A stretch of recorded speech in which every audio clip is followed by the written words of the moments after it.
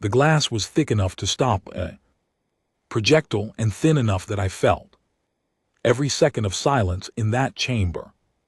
Like pressure behind my eyes, I pressed one hand flat against it and watched 47 alien delegations settle into their seats below me. Not one of them looked up. I was in the observer box, which is a pleasant name for a room where you are allowed to watch things but not chain them. I had been assigned to Cradle Station for 9 days.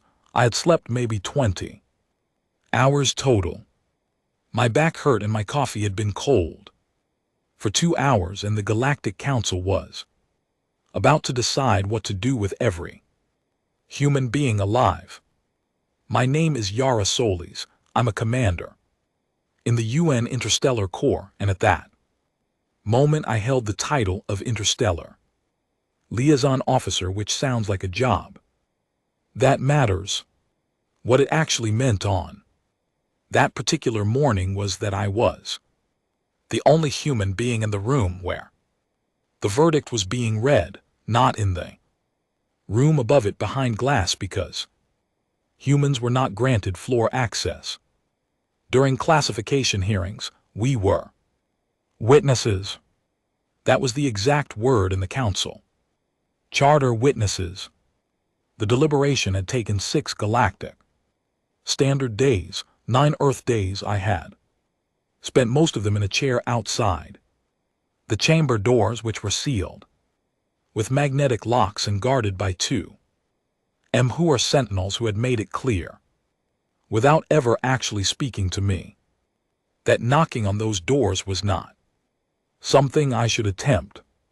Kate Doyle, my aide and the only person on the station who seemed genuinely worried about my physical condition, had brought meals twice a day and told me to go sleep in a proper bunk at least 4 times. I thanked her each time and stayed in the chair. I could not explain why, even to myself, my being in that hallway changed nothing. The vote was already done, but I could not make myself leave. The lead adjudicator was elder son her. The MHW are the oldest active civilization in the council, which means they have been traveling between stars since humans were still drawing animals on cave walls with bone ground pigment. Elder son was tall, gray, and unnaturally still in the way that very old things sometimes are. He moved to the central podium, and the chamber went quiet in about 4 seconds. Not because anyone commanded it, because when the Emher speak, other species simply stop making noise. He spoke for 22 minutes. My translation earpiece delivered it in flat, neutral English, the way a machine reads a weather report. Humanity had been assessed. Humanity had been reviewed across 1,200 years of documented interstellar history. Humanity was by unanimous determination of the Galactic Classification Committee a Class Omega threat species. The reasons were not argued, they were listed. We were the only known species to have survived 3 separate extinction level events within a single historical era and emerged from each one, not diminished but reorganized, more structured, more inventive, more aggressive in the specific way that builds things. The Galactic Record noted without apparent admiration that after each catastrophe we had not simply recovered, we had adapted in ways that made the catastrophe itself irrelevant. We had turned our disasters into engineering problems and solved them. We were the only species to have independently developed weapons from 4 separate categories of physics within 4 centuries of leaving our home system. Elder son listed the categories in the same tone he had used to describe our agricultural output. The chamber was completely quiet during that part. I noticed one delegation, a Species I did not recognize with long, translucent fingers shift almost imperceptibly in their seats.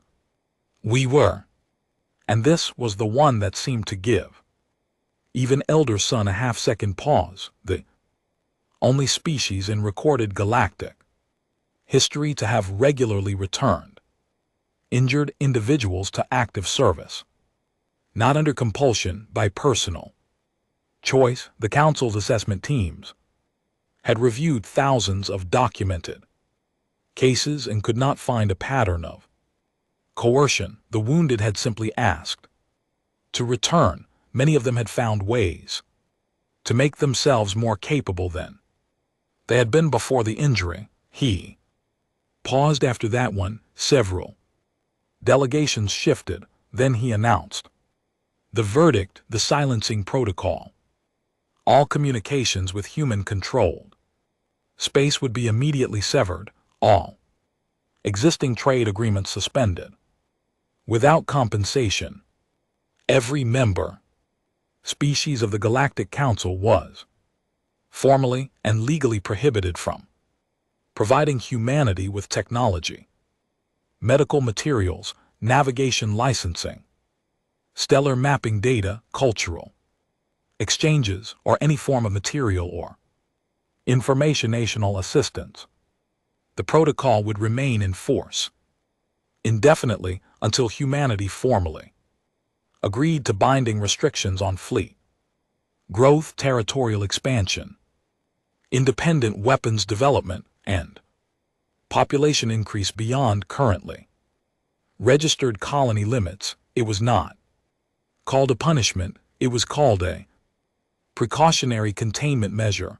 Elder son used those exact words twice. I stood behind the glass and did not move. I let the translation finish. I let the silence settle, and then I noticed something that surprised me entirely. I was not frightened. I examined that. Honestly, I am not someone who pretends to be braver than I am. I have been afraid before. I know exactly what it feels like, but standing in that observer box, listening to 47 civilizations decide to cut us off from the galaxy, I felt something much closer to a cold, focused clarity, the kind that comes right before you start solving a very difficult problem. I looked sideways at the other human faces. In the observer section, Paul Stone, our senior diplomatic counsel, was writing something on a notepad in small, precise handwriting. Claire Webb, our trade liaison, had her arms crossed in her jaw said. Victor Hale, our military observer, was staring directly at Elder son with an expression I had seen many times on people who were quietly building a plan, not anger, something quieter, something that calculates. Not one of them looked afraid. Session ended without drama, no ceremony, no formal closure beyond the procedural close of record. The delegations filed out, the lights in the chamber shifted, and the great floor below me went empty and still. I stood at the glass for a few more minutes, looking at the vacant chamber. The podium where Elder Son had stood was already being cleared by station staff. A voice came from behind me, quiet and careful, in the way of someone choosing each word before releasing it. I voted against it. I turned. VTHKA was near the door. He was tall, pale-shelled, with compound eyes that caught the station light in small, bright fragments. He was the senior delegate of the Chorus Collective, a civilization 30,000 years old, and until that week, one of the more thoughtful voices in council sessions. He was looking at me with something I could only describe as genuine regret, the kind that is honest rather than performed. For what it's worth, he added softly. I looked at him for a moment. He seemed to expect something, gratitude perhaps, or grief, or the particular defeated quiet of someone who has just heard that everything they relied on is being taken away. I gave him none of those things. I was not being cold. I simply had nothing to say yet that would be accurate. And I had learned long ago that the most powerful response to someone who expects your collapse is a steady, calm silence. He left. I turned back to the glass. Through a narrow observation port at the far end of the corridor, I could just see Jupiter's outer cloud bands, washed, pale and distant at this range. Somewhere past those bands, past the helipause in the long dark, was Earth. 8 billion people who had no idea what had just been decided on their behalf. I thought about them carefully. I thought about the ice shift survivors who had carved functioning cities out of coastlines that should have been uninhabitable. I thought about the ones who had come through 200 years of open conflict with almost nothing left and still found reasons to build schools and music halls in the ruins. I thought about Victor Hale's face and the quiet arithmetic behind his eyes. I began doing my own arithmetic, not military planning, logistics, supply chains, food synthesis capacity, medical stockpiles, navigation data already archived within human systems, communication relay networks entirely within our own territory. What we had that was ours, what we would lose that we could rebuild, what the timeline looked like if we started moving immediately. Kate Doyle found me in the corridor 12 minutes later and told me the transport was ready. She did not ask how I was feeling, which was one of the things I valued most about her. I picked up my bag. I did not look back at the empty chamber. I walked toward the transport and ran the numbers in my head the whole way there. I got home 18 months after the verdict, not 18 months of travel, 18 months of watching, filing reports, and sitting in relay posts while two separate governments told two separate versions of the same story to audiences that wanted different endings. The reports I had been filing said in careful diplomatic language that the protocol was producing measurable economic stress on human-controlled space. That was accurate. 40% of human interstellar trade had vanished overnight. Food synthesis compounds imported from pharmaceutical networks gone. Stellar navigation licenses that had given us safe passage through 17 contested transit corridors revoked. Medical polymer shipments that our colony hospitals depended on for roughly 30% of surgical procedures stopped completely at the source without transition period or warning.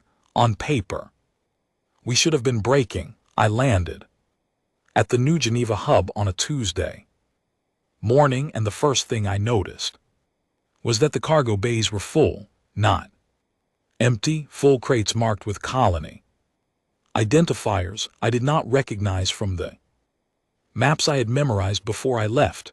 New Carthage, Callisto, Industrial Division, Mars Fabrication Guild South. Things were moving, people were moving. There was a density of organized activity in that hub that I had not expected, and it had a particular quality that I recognized from only one other kind of environment.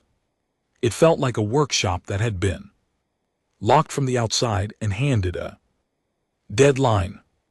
Paul Stone met me at the terminal. He looked like he had not slept properly in several months, which was probably close to accurate, but his eyes were clear and his voice was brisk, and he was carrying a tablet loaded with data he had clearly been waiting to deliver in person. He started talking before we had cleared the gate corridor. The Guild of Applied Engineering out of New Berlin reverse.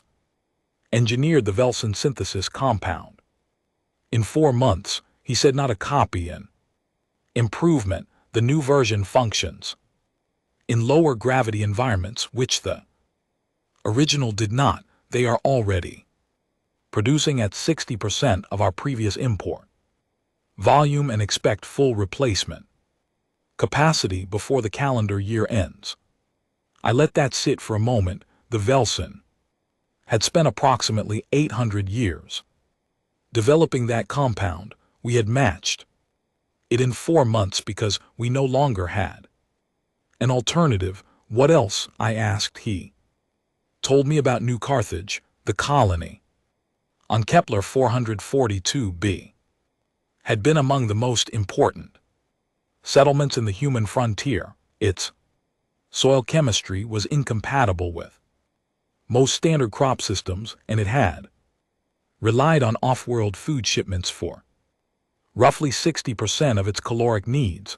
When the protocol landed, the council's assessment teams had quietly projected that New Carthage would either accept protocol terms or face a humanitarian emergency within 14 months. That projection had been shared with 3 member civilizations as evidence that the silencing would work as intended. Instead, a botanist named Danny Marsh and a structural engineer named Laura Finn, working out of a prefab research module with second-hand equipment and supply budgets that Paul described as heroically inadequate, had developed a modular hydroponic network designed specifically for low-nutrient regolith environments, the system already being called the Marsh-Finn Laddies in Colony. Communications had been implemented colony-wide in 11 months. Within 3 months of full implementation, New Carthage was feeding itself. Within 6 months it had begun shipping surplus food units to 2 other frontier colonies facing similar soil chemistry problems. The council's projection had been wrong in every direction. I thought of elder son reading the list of our characteristics in that flat, emotionless voice adapts in ways that make the catastrophe irrelevant. He had said it as a risk factor. He was not wrong that it was true. I asked Paul about Callisto. He gave me a look that balanced amazement with something that was almost worried. That one is complicated, he said. The situation had started with 4 teenagers. They ranged in age from 14 to 17 and lived in the Callisto residential dome, home to approximately 2,200 people who had lost access to every galactic entertainment network overnight when the protocol was activated. Streaming services, music, archives, visual culture platforms, all of it locked behind council regulated frequencies that human systems were no longer authorized to receive. The 4 teenagers had decided to find a way around it, not for political reasons.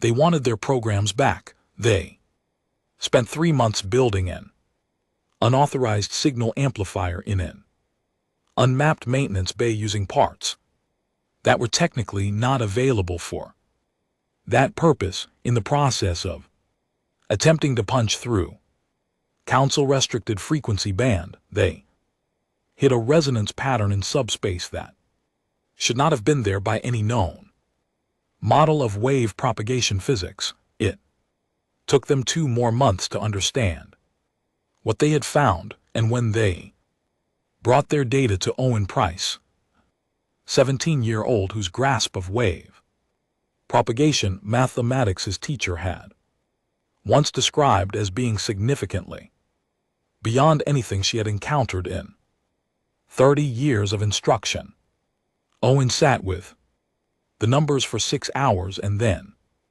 produced a 12-page handwritten derivation. It was a faster-than-light communication method the Galactic Council had restricted that class of technology to civilizations over 10,000 years old. There was a specific clause in the research limitation statutes that prohibited emerging species from independently developing it. The reasoning provided was that civilizations not yet sufficiently mature could not be trusted with instantaneous cross-galactic communication capability. Owen Price had been trying to pirate alien television when Paul finished telling me that. I stopped walking. I stood in the middle of the terminal corridor with people moving around me on both sides and thought very carefully about Elder Son's half-second pause when he mentioned our habit of sending the injured back to serve. I thought he had been beginning to understand something. In that moment, I was not certain he had gotten all the way there, but not everything. I came home to a something to feel good about, and I will not pretend otherwise.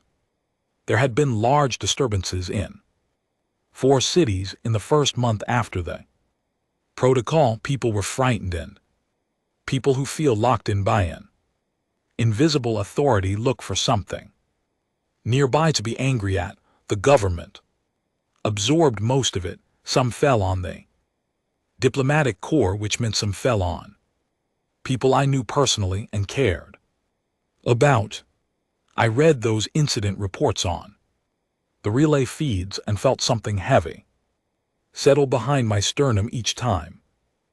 Politician in the Northern Coalition named Fred Carver had spent 6 months constructing a movement around the argument that the correct response to the silencing was not diplomacy but direct action of the military kind. He had a large audience, a talent for making anger feel like clarity, and a message that was not entirely wrong in its diagnosis, even as it was catastrophically wrong in its prescription. I had read his broadcast from Cradle Station and felt that same heaviness, not because he frightened me, because the anger beneath his words was real and belonged to real people who had been genuinely wronged, and that anger deserved a better direction than the one he was pointing it in. And then there was the colony that went quiet.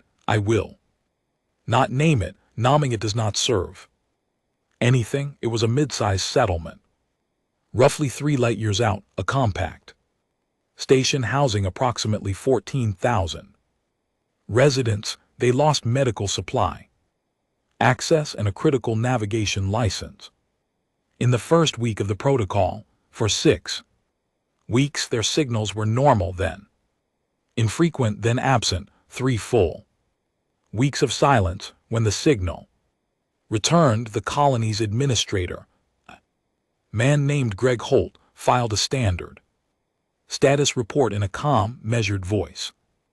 All residents accounted for, infrastructure stable, some independent resource development underway.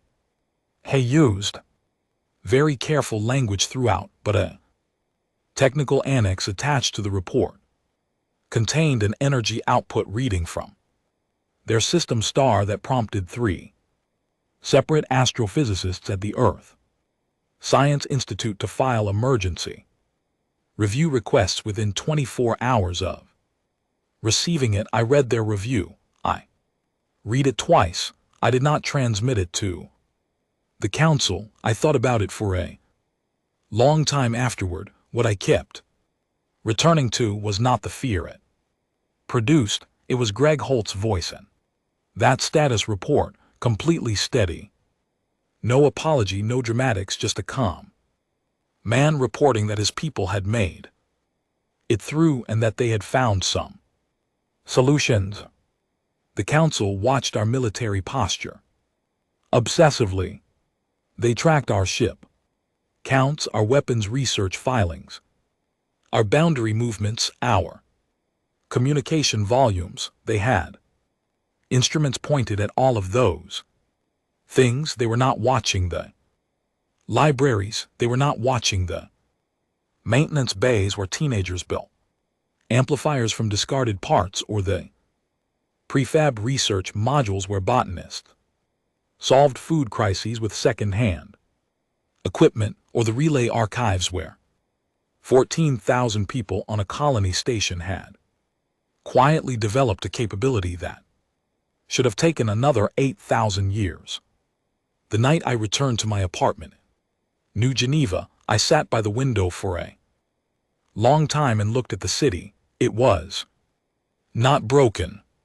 It was louder than it used to be, sharper at the edges, the way a place gets when pressure has been applied to it and it has found a way to hold its shape. I was about to sleep when the alert arrived on my personal relay, a message encrypted in a frequency I recognized, a frequency I had been told existed by someone who understood both sides of this situation more clearly than most people on either side. I opened it. It was from VTHKA. They are watching the wrong thing. They are watching your fleets. They should be watching your libraries. I read it 3 times, sat with it for a while, and then set my alarm for 4 in the morning. I closed my eyes and let the city keep being loud outside the window. That was enough for one night. Vitha's message told me what to look for.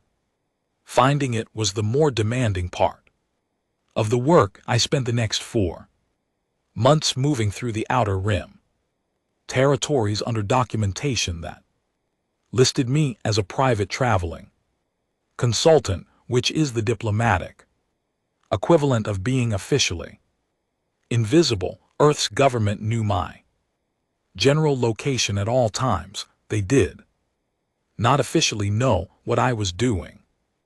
That separation was intentional on both sides and useful to everyone involved.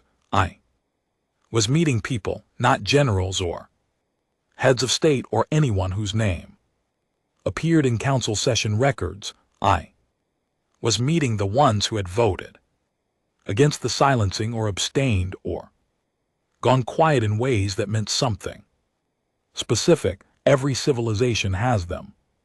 The people who are not the loudest voice but whose silence during a vote tells you exactly where they stand and why. I found them in places that did not appear on any council meeting schedule. A linguist from the D Confederation who spent her evenings translating human literature into 17 dialects of her own language, not because anyone paid her or asked her to, but because she found it genuinely compelling in a way she could not fully account for. A young physicist from the Orion Assembly who had been quietly distributing human mathematics papers to his graduate students under the label of comparative methodology. A cultural archivist from a small species called the Himvar, who had never interacted with a human in person but had assembled the most comprehensive external record of human music anywhere in the galaxy, organized not by era or geographic origin, but by emotional category. I listened to all of them far more than I spoke. I was trying to understand something that was still taking its final shape, and I did not want my own assumptions to get in the way of it. Then I went to Velen. VTHK's home world is beautiful in a way that feels slightly wrong to human eyes.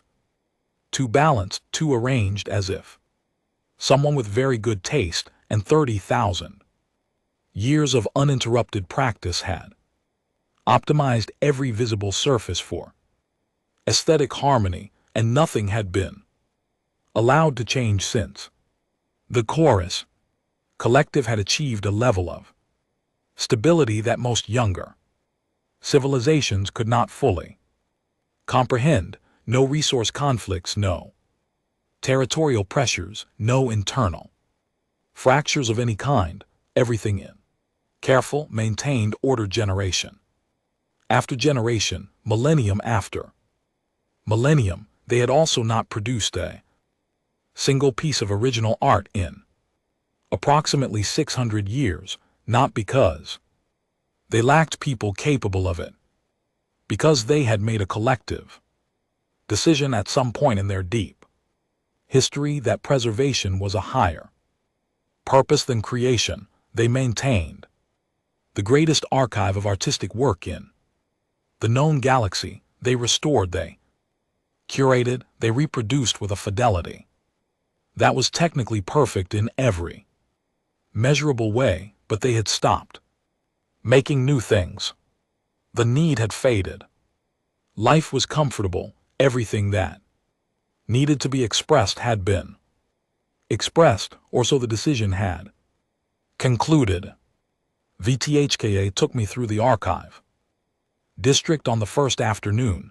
It was genuinely breathtaking in the way of a place where beauty has been held perfectly still for centuries, every surface preserved, every artifact behind protective fields, nothing permitted to age. I let him show me all of it and asked questions that I meant sincerely. Then, near the end of the evening, sitting in a small room off the main archive corridor, I asked him whether I could play him something. He agreed. Curious, I took out my personal relay and played a recording, not a speech, not political content of any kind, a piece of music composed on New Cartha. During the week, the silencing protocol was announced. I had found it through Greg Holt's cultural archive, which he had been quietly building from frontier colony submissions since the first month of the protocol. The composer was a 14-year-old girl whose name I never learned because she had uploaded the file under a colony registration code and never attached her name to it. The piece was approximately 9 minutes long. It had been recorded on instruments that were partly improvised, partly repaired, partly rebuilt from things that were no longer their original purpose. It was not technically clean. Several notes were slightly off. The rhythm shifted in places where it probably had not been intended to shift. It was one of the most alive pieces of music I had ever heard in my life. Raw in the specific way that things are. Raw when the person making them has something they desperately need to say and has found through instinct and necessity rather than training exactly the right way to say it. It was grief, and it was fury, and it was a hard, clear-eyed refusal to be reduced, and underneath all of those things there was something else, something I could not name precisely, that held all of them up.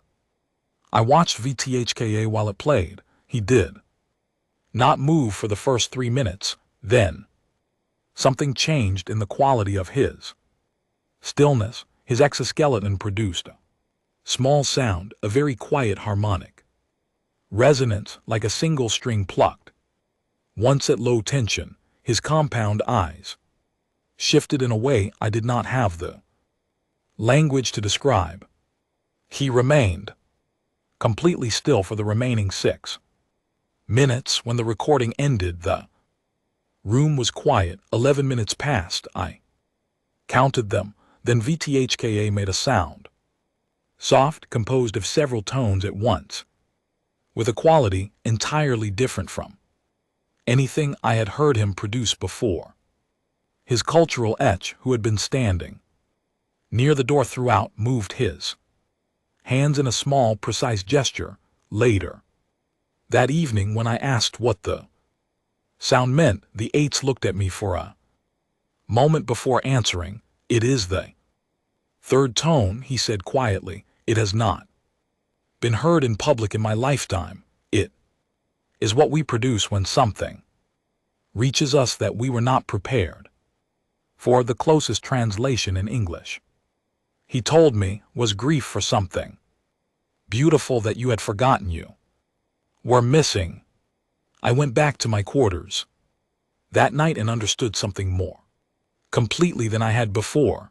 The Galactic Council had built its entire analysis of humanity around what we could destroy. Their threat assessment was structured around our weapons, our persistence, our physiological and psychological refusal to stop when presented with sufficient obstacle. They had looked at all of that and drawn a conclusion that was not wrong about the facts but was deeply wrong about what the facts meant. They had missed the other thing completely, the thing that 14-year-old on a starving colony had produced in the worst week of her young life and released into silence because she needed someone, anyone, to hear it. We were not dangerous because we kept fighting. We were something the Council had no classification category for, because we kept creating specifically when we had the least reason and the most need to. In the weeks that followed, without coordination from any government body and without any formal plan, something began forming in the Outer Rim territories. Alien artists who had not produced original work in generations began making contact with human cultural networks through back-channel frequencies, not politically, not in any way that could be called a movement or a coalition. They were exchanging things. A DRL architect sent a set of structural design principles to a human urban planner on Mars and received back a collection of frontier settlement sketches that he spent a week studying without interruption. An Orion composer sent a notation system to a music teacher on Callisto who spent 3 months integrating it into a new compositional method and then shared that method with 40 of her students. Species that had grown still were remembering what it felt like to want something new, and they were moving toward the thing that was still hungry, the way living things move toward warmth. In the dark, the Galactic Council noticed their intelligence networks were old and thorough and not entirely blind. An emergency session was called.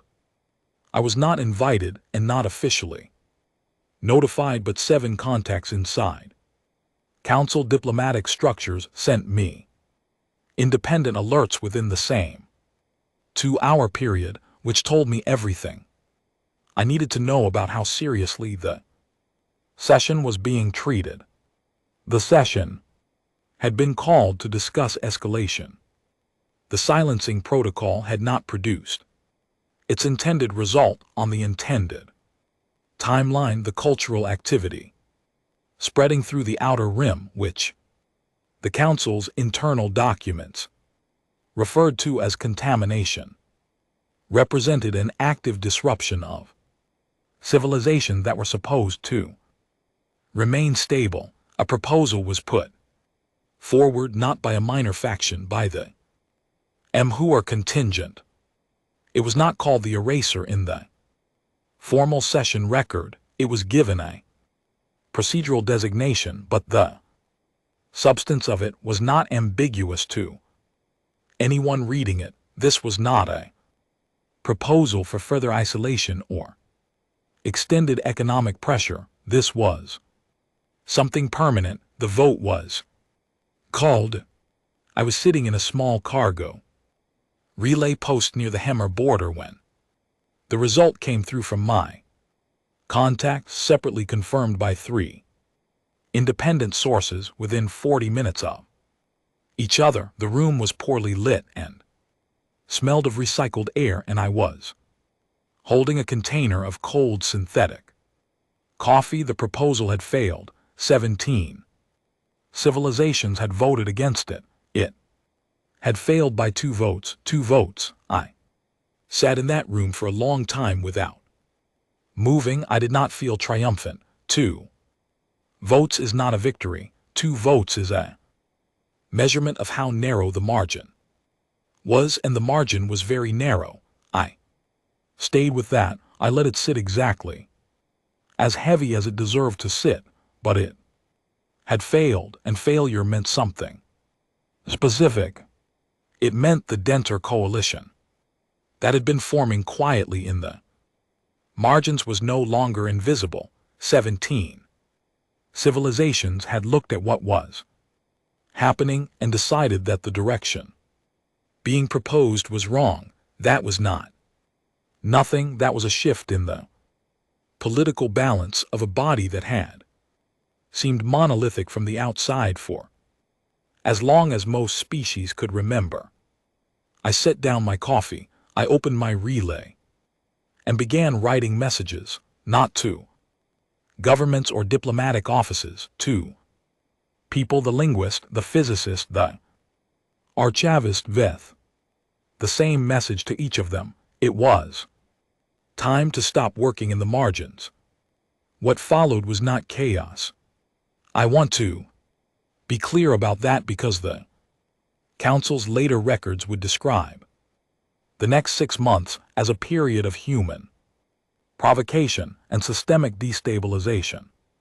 And that framing was wrong in every direction that mattered. What followed was not chaos, it was coordination, which is a completely different thing.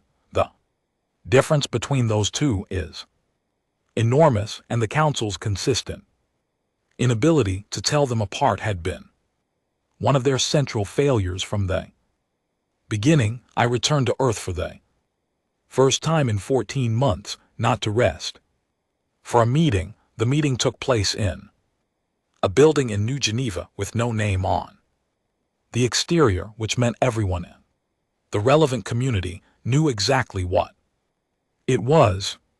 Paul Stone was there, and Victor Hale and Sam Briggs, who held the rank of Admiral in the Earth Combined Fleet, and Claire Webb, who had spent the previous year mapping every economic relationship the protocol had severed and methodically building replacement networks in their place. There were 11 people in that room. I had worked alongside most of them for years. We did not talk for long. The situation did not call for long discussions. It called for decisions, and most of the decisions had been substantially made before we sat down. We were there to confirm timing and to ensure that 3 separate actions we were about to initiate did not interfere with each other. 3 moves, simultaneous, entirely different in nature from each other. Sam Briggs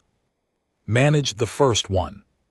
Over a period of 3 weeks, she moved the entire Earth Combined Fleet, 4,200 active vessels, to the outer boundary of human designated territory, not a single meter past it. Precisely at the legal line, every ship running full passive observation arrays, every ship in complete external radio silence, transmitting nothing, receiving everything. 4,200 ships perfectly still at the edge of what was ours, watching. The Council's monitoring networks registered the formation within hours of completion. Their military analysis division spent 4 days attempting to determine what it meant: preparation for offensive action, defensive posture, anticipation of an attack, demonstration, symbolic gesture, threat. It was all of those readings simultaneously, which was why it worked. The most unsettling message you can send to a civilization that has decided you are driven by aggression is to show them that you are capable of patience. Fear rushes, patience waits and watches and does not blink. We have been patient for 18 months, and we were going to keep being patient. We were going to keep watching from a position that the Council could not legally challenge without violating their own territorial boundary statutes. According to intelligence coming back through VCA's channels, several delegations found the formation more alarming than any weapons deployment they had encountered in recent memory. One senior analyst, according to a source I trusted, described it as the most threatening thing humanity had done since first contact. Not because of what the ships could do, but because of what it implied about how long we were willing to wait. Victor Hale sent me a short note after the formation was confirmed in place. They thought we would rush, he wrote. We are not rushing. The second move was mine. 2 weeks after the Vital formation was established, I submitted a formal request for floor access to the Galactic Council's open session under Article 14 of the Council Charter, which grants any species under active protocol review the right to present a legal challenge before the full assembly. The Council's administrative office responded with 3 separate procedural objections. Within 48 hours, I answered each one with a precise charter clause that negated it. A 4th objection arrived, citing a scheduling conflict. I cited the sub-article of Article 14 that grants the challenging party the right to set the session date, chose a date 3 weeks out, and filed the confirmation before the end of the same working day. The Council's legal division spent the following week searching for a counter-argument to the challenge itself. They did not produce one. We had studied their charter more thoroughly than they had expected any emerging civilization to bother doing. I had asked a 12-year-old on Mars, the daughter of one of our navigation engineers, to independently verify my translation of the original text against 4 separate secondary sources.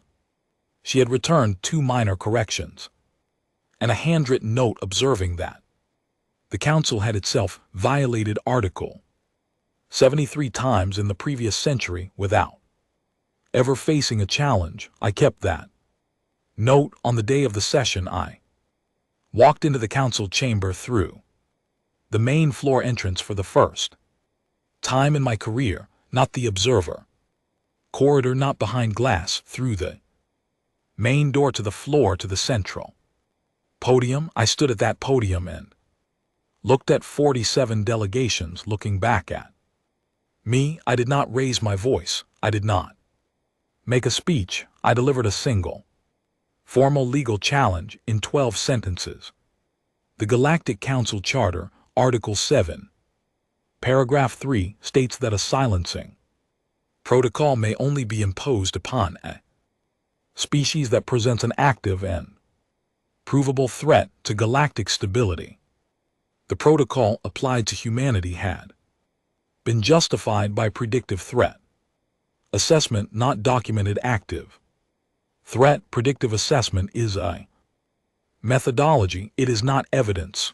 The Charter requires evidence. I was formally requesting that the Council produce evidence of active threat, meeting Charter definitional standards, within 90 galactic standard days. If evidence meeting those standards could not be produced, the silencing protocol was legally required to be suspended. Pending complete review, I cited the clause number. I cited the paragraph. I cited the definition of active threat in the Charter's definitional annex and the 3 previous cases where that annex had been used as the deciding standard by the Council itself. Then I stepped back and waited.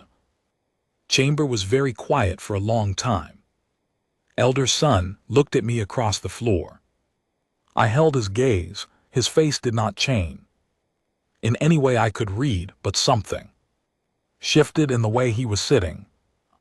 Very small adjustment, the kind that living things make when they have just revised an assumption that they had held without examination for a long time. He said that the challenge had been received and would be reviewed according to charter procedure. I thanked him and left. Outside in the corridor, Paul Stone was waiting with 2 containers of genuine coffee, which told me he had been planning this specific moment for some time. I took one and drank it while we walked. The Callisto team found something, he said. I looked at him. He had the particular expression of someone delivering news that is too large to fully hold in one sentence. Owen Price and his team, now formally incorporated into the Callisto Science Division with actual equipment and institutional resources instead of a maintenance bay and repurposed components, had been refining the resonance communication method for months, part calibration, part genuine curiosity, which in Owen's case was essentially a permanent condition. They had been broadcasting on their resonance frequency for 3 months. Music, mathematical sequences, and what Owen had described in his log as whatever seemed interesting. One broadcast had included a recording of a comedy program from Earth, which Owen noted he had included because it seemed like the most human thing he had available. Something had answered. The response had come from a direction entirely absent from any Galactic Council survey map, region so distant from known space that even the MWHO's ancient exploration records listed it as uncharted territory. With no projected habitation, the signal was structured, patterned in a way that could not be attributed to natural phenomena, and it had responded specifically to the mathematical sequence, which meant that whatever had sent it had understood what the sequence was. Owen's team had been in correspondence with the source for 3 weeks before reporting it up the chain. Owen's explanation for the delay was that he had wanted to confirm it was real before making any claims. I read that line twice and thought about a 17-year-old who had accidentally rewritten communication physics while trying to steal entertainment programming, and who was now being careful about the epistemics of first contact.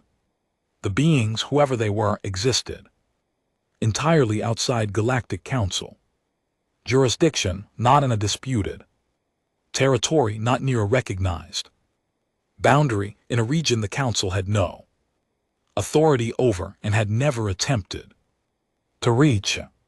And they had responded to humanity first, not to the elder civilization's ancient beacon networks, which had been broadcasting into deep space for thousands of years, not to the Council's official exploration signals. To Owen Price, broadcasting comedy programs and prime number sequences from a moon of Jupiter, because we were the only ones still talking into the dark, with no particular expectation of an answer. In the week that followed, the Galactic Council held 2 emergency sessions that I was excluded from, and one open session that I attended. The vital formation remained unmoved. The legal challenge was generating 17 review subcommittees. The Outer Rim cultural exchange was now formally documented in Council intelligence reports and could no longer be described as peripheral or unofficial. And somewhere in uncharted space, a team of young researchers on Callisto was learning to have a conversation with beings that the rest of the galaxy had not known existed. Victor Hale sent me a message after the second emergency session. They are not afraid of our ships, he wrote. They are afraid that they were wrong about what we are. That is harder to recover from than a military threat. He was right. The damage being done to the Council's internal coherence was not from the fleet or the legal argument or even the new contact. It was from the accumulating weight of evidence that their foundational model of humanity had been incorrect. They had built everything on the assumption that our persistence was a vector aimed outward at them, at the galaxy, at control. They had not considered that most of what we aimed outward was curiosity. They had not considered that the same drive that produced our weapons also produced our music and our questions and our habit of broadcasting into silence, on the very small chance that something out there might be worth knowing. That night I sat alone in the room assigned to me at Cradle Station and thought about a girl on New Carthage who had put 9 minutes of grief and refusal into a recording and sent it out because she could not keep it in. I thought about Owen Price deciding the most human thing to broadcast into uncharted space was a comedy program. I thought about Danny Marsh and Laura Finn solving an impossible food problem in an underfunded module on a hostile planet. I thought about Greg Holt's voice, steady and calm, reporting that his people were fine. Something had been sitting at the edge of my awareness for several days, not analysis, not calculation, just a feeling that did not have a name yet. I let it stay nameless. For now, I was not ready to name it yet. But I let it sit there. That was enough. The formal lifting of the silencing protocol took place on a Tuesday morning at Cradle Station, which seemed appropriate to me because the original verdict had also been delivered on a Tuesday morning at Cradle Station. I do not know whether anyone else noticed the coincidence. I noticed it. It is not a useful habit noticing things like that. It is a persistent one. The session was scheduled in the main council chamber. The same room, the same central podium, the same ranked seating for 47 delegations. I walked through the main floor entrance the same way I had walked in for the legal challenge and sat at the floor-level table assigned to the Earth delegation. Paul Stone was on my left, Clarier Webb was on my right. Kate Doyle was 2 seats down already, writing in her precise handwriting. Victor Hale was not present. He had sent his formal regards and stayed with the fleet, which was still in vigil formation at the boundary of human space. It would remain there until the protocol dissolution was formally transmitted in writing to every member state. Victor had been very specific about that, and no one had argued. Elder Sun stood at the central podium. He looked exactly as he had the first time I had seen him, the same stillness, the same quality of occupying a room simply by being present in it. He read the formal dissolution statement in Galactic Standard and the translation system, delivered it into my earpiece in the same flat neutral English it always used. The silencing protocol enacted against humanity under Article 7.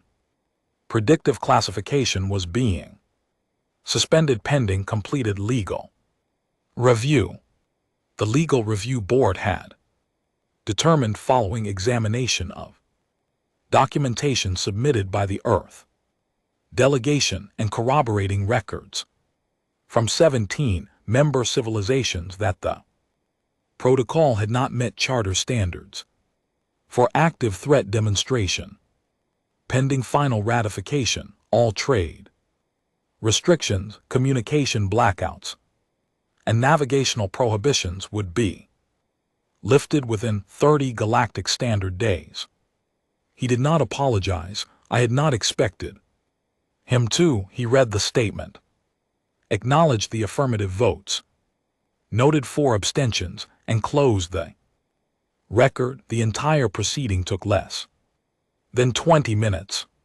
3 years and 8 months of the most consequential political and cultural crisis in human interstellar history addressed in 20 minutes of procedural language and then filed in a council archive that perhaps 11 beings in the galaxy would ever read in full.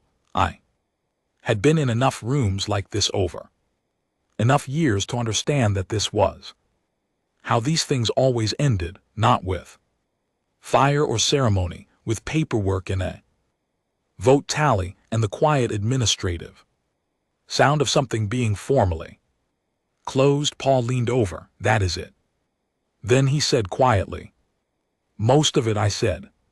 The remaining session was technical restoration, timelines for communication, infrastructure, trade agreement renegotiation schedules, the formal establishment of a new council subcommittee to manage the developing situation in what had been designated First Contact Corridor 7, the region of uncharted space from which Owen Price's team had received their first response. That last item generated more discussion than anything else in the session. The contact had been developing for 6 months by that point, and Owen's team had moved from mathematical exchanges to something that functionally resembled genuine dialogue. The beings on the other end were patient, methodical, and apparently deeply interested in human music. Owen had been sending recordings regularly. For 2 months, several council delegations had formally requested access to the Corridor 7 communication logs. The Earth delegation had responded that access would be considered through standard diplomatic channels. That was the polite way of saying that we would decide who joined that conversation and on what timeline. Some delegations had not received that response warmly. I considered our position reasonable. We had found the corridor. We had been the ones willing to talk into the dark long enough for something to talk back. That meant something. After the session closed, the chamber cleared in the usual way of diplomatic gatherings, small clusters of people stopping briefly, aides collecting materials, the quiet organized dispersal of a formal event that has reached its conclusion. I stayed at the table for a few minutes, not because there was anything left to do there, just because I wanted to feel the room while it still had people in it. I looked up at the observer box. The glass panel was just visible from floor level, slightly reflective from this angle. I could see a faint doubled image of the chamber. 3 years and 8 months ago, I had been on the other side of that glass, pressing my hand against it, doing logistics calculations in my head, while 47 civilizations voted on whether to strangle us economically until we agreed to become something smaller than we were. I thought about the math I had been doing in those first hours, the supply chains and the timelines and the careful inventory of what we had that was genuinely ours and could not be taken away by a protocol or a vote or any external authority. I had not been wrong in any of those calculations, but I had not fully accounted for the things that cannot be inventoried, the things that do not appear in supply chain assessments. The 14-year-old in her 9 minutes of raw music, Owen Price, and his sense that the most human thing to broadcast into the void was something that made people laugh. Danny Marsh and Laura Finn in their prefab bay, not solving a political problem or a diplomatic problem, just solving the immediate concrete problem of people who needed food on a planet that was not cooperating. Claire touched my arm and told me that transport was available. A few minutes. I said. She nodded and left. I sat alone in the slowly emptying chamber and let the past 3 years exist in the room with me without trying to analyze them. There is a particular kind of thinking that happens when urgency finally releases its hold and you can simply look at what happened without needing to extract a lesson from it immediately. I let myself do that for a while. I thought about the disturbances in those 4 cities. I thought about Fred Carver's broadcasts and the very real pain underneath the very wrong prescription. I thought about the people who had genuinely wanted to accept the protocol terms, not from weakness but from a reasonable calculation that the terms were survivable and the alternatives uncertain. I had disagreed with that position, but I had understood it, and I understood it still. Those people had not been wrong about the danger. They had just been wrong about which direction the danger was pointing.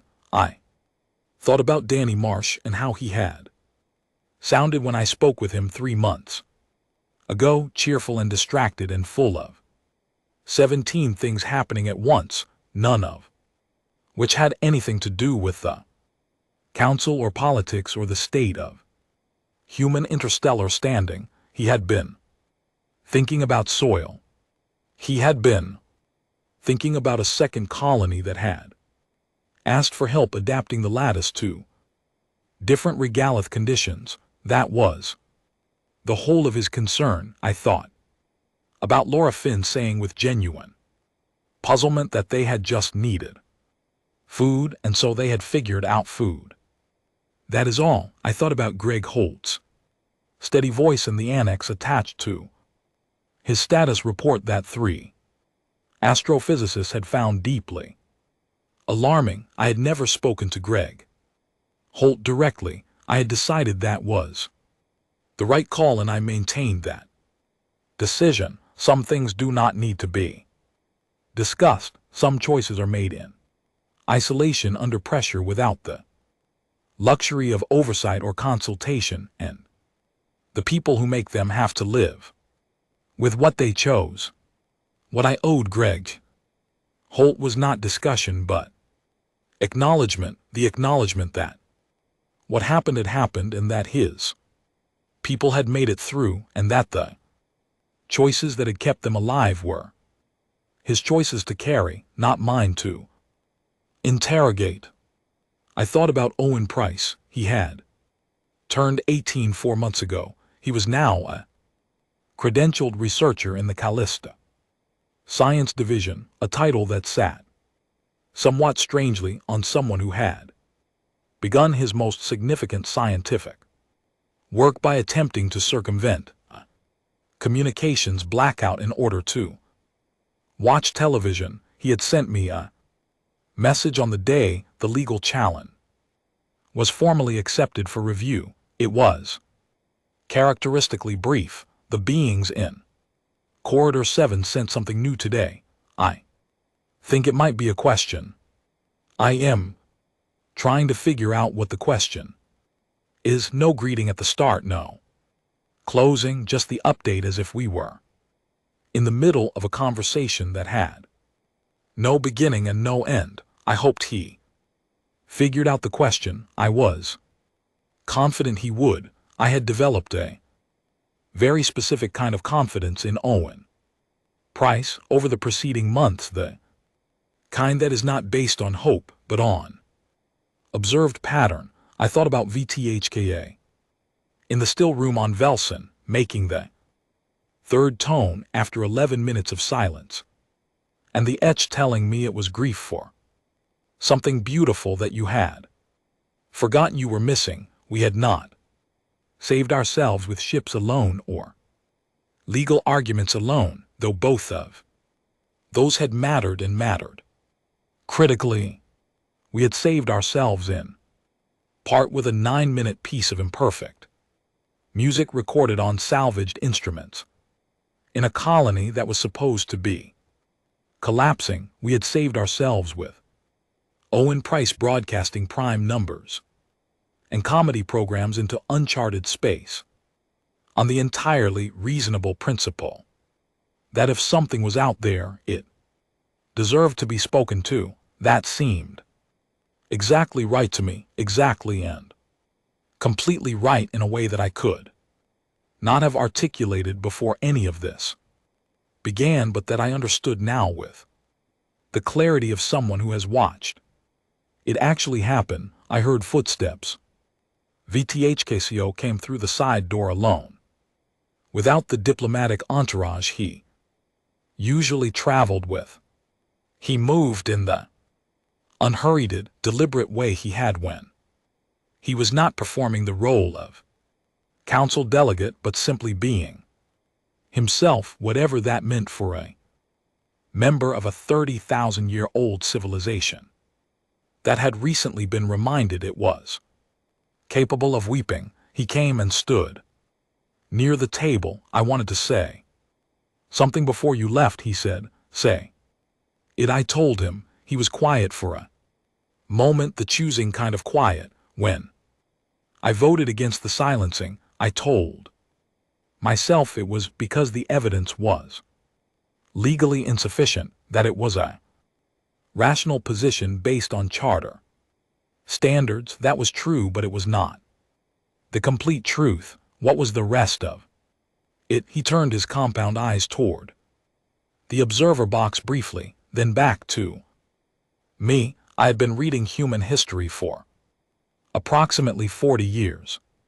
Not the thread assessments prepared for classification committees, the actual history, the records your people make for yourselves, the written accounts, the personal documents, the things created not for external audiences, but because the act of creating them was itself necessary. He paused. You have a habit as a species, when circumstances are at their most difficult, you make things, you write things, build things, compose things, find things to say, not despite the difficulty. Because of it, the difficulty activates something in you that nothing else activates in quite the same way. I did not say anything. I was listening carefully. The Emher read that characteristic as a threat vector. He continued, enhanced capability under pressure. They were not wrong that it makes you formidable, but they identified the outcome and missed what was causing it. The cause is not aggression. I do not have a word in my language that fully captures it. In English, I think the closest is grief. But it is grief that does not remain still, grief that builds a food system out of incompatible soil or constructs legal argument from charter texts the opposing party forgot they wrote, or broadcasts music into completely empty space because the silence is unacceptable and something must be said into it. I sat with that for a moment. Grief that does not stay still, I repeated. Yes, the chamber had almost fully emptied. Outside the station in the distance was a galaxy full of things that had not yet been spoken to and were perhaps waiting, as the beings in Corridor 7 had apparently been waiting for someone willing to keep talking until something answered. Were you afraid? VTHKA asked, then not as a diplomatic question, as a genuine one. During any of it, honestly afraid. I thought about answering quickly and decided against it. He deserved a real answer, so did I. Yes, I said, every day. The disturbances in the cities frightened me. The colony that went quiet frightened me. The night I found out the second proposal had failed by 2 votes, I did not sleep. 2 votes. VTHKA 2. I have not stopped thinking about those 2 votes. I paused. I was afraid consistently and honestly throughout the entire 3 years and 8 months. He seemed to consider this carefully, and yet you did not stop. No. The council's model assumed that sufficient fear would produce compliance. He said that if the consequences became serious enough, the instinct to preserve what existed would override the drive to push outward. That is how most species respond to that level of threat. They contract, they minimize, they accept terms. Some of us did want to accept terms. I said that argument was made in good faith by real people. I understood it. But fear does not work on us the way it works on other things. I said I was not saying it with pride. It was simply a description of a fact. I think it is because we have been afraid so many times in so many circumstances and found ways through each time that the fear stopped being a signal to stop and became a signal that the thing we are doing matters enough to be dangerous, that the stakes are real. Fear is information, not instruction. It tells us how much is at risk. It does not tell us to stop risking it. I paused. That does not mean we always respond well. When we are afraid, we do not. The riots were fear producing bad outcomes. Fred Carver was fear producing bad reasoning. Those happened and they mattered and they hurt real people. But even in those cases, we were not stopping. We were going in the wrong direction at full speed, which is still different from stopping. Vitha was very still in the way that meant genuine processing rather than social performance. Your species frightens me a little, he said at last. Not cry, almost gently. No, I said, we frighten ourselves sometimes. He made the small sound that I had come to understand was quiet, private humor.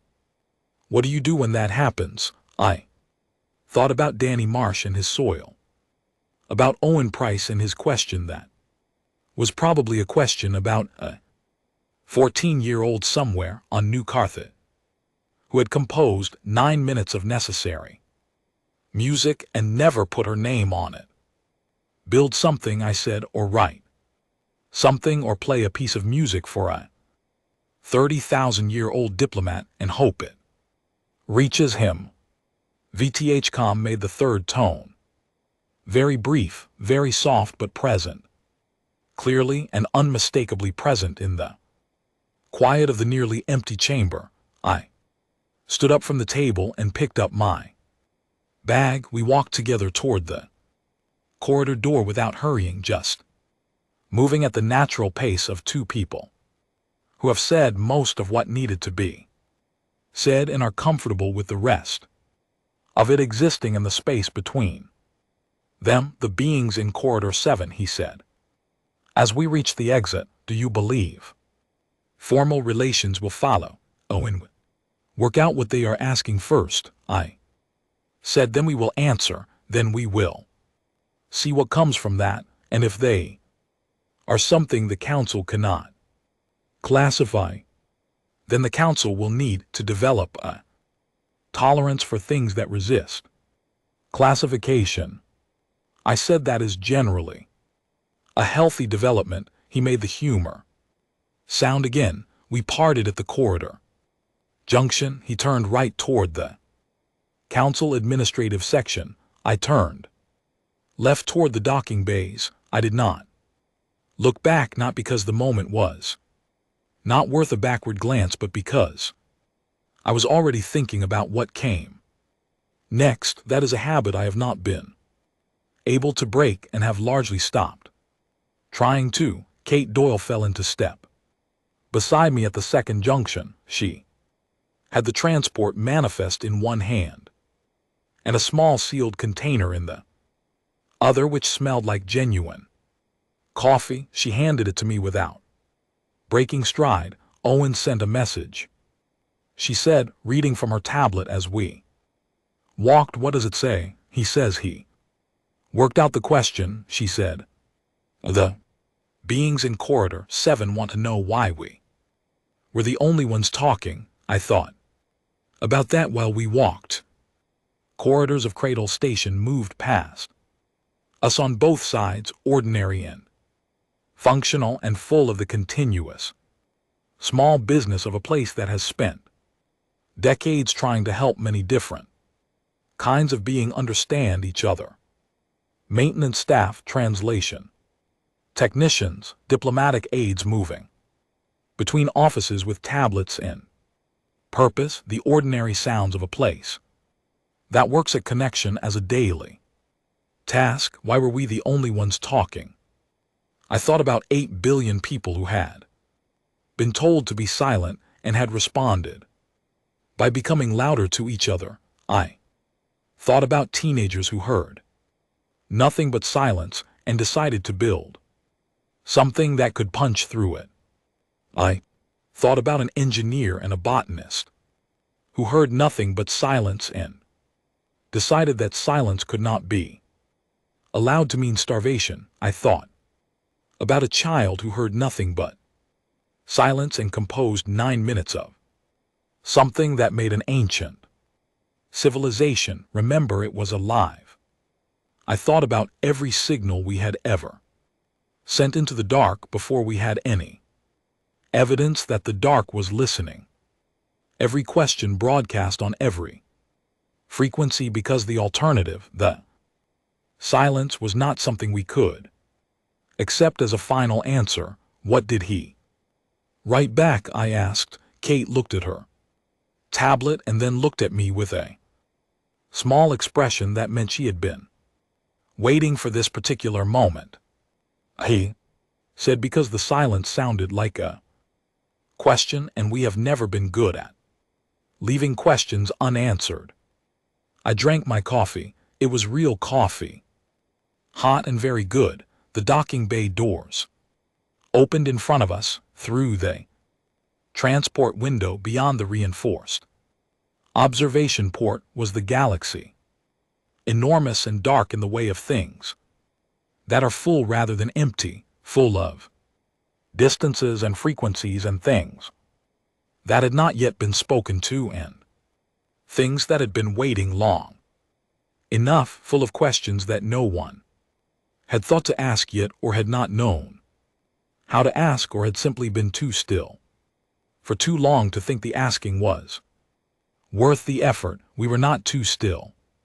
We had never been too still.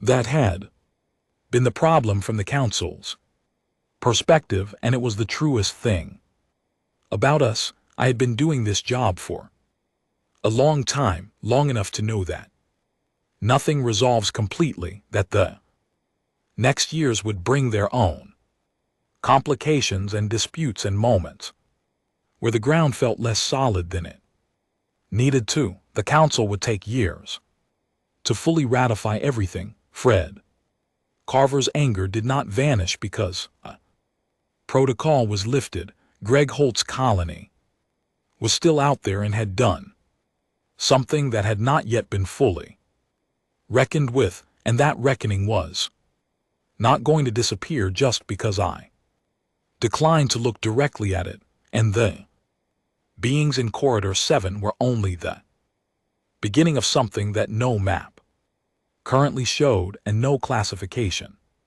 committee had a category for.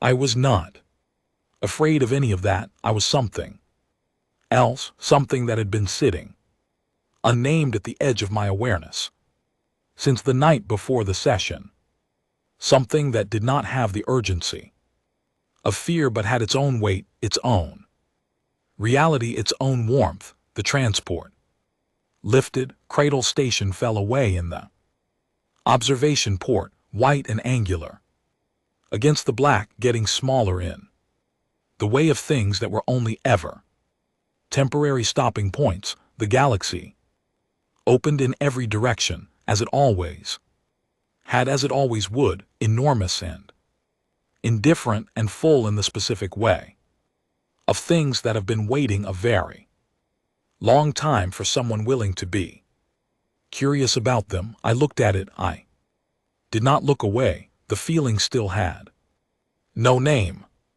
I decided it could stay that way for a while longer, Some things are better for being held before they are.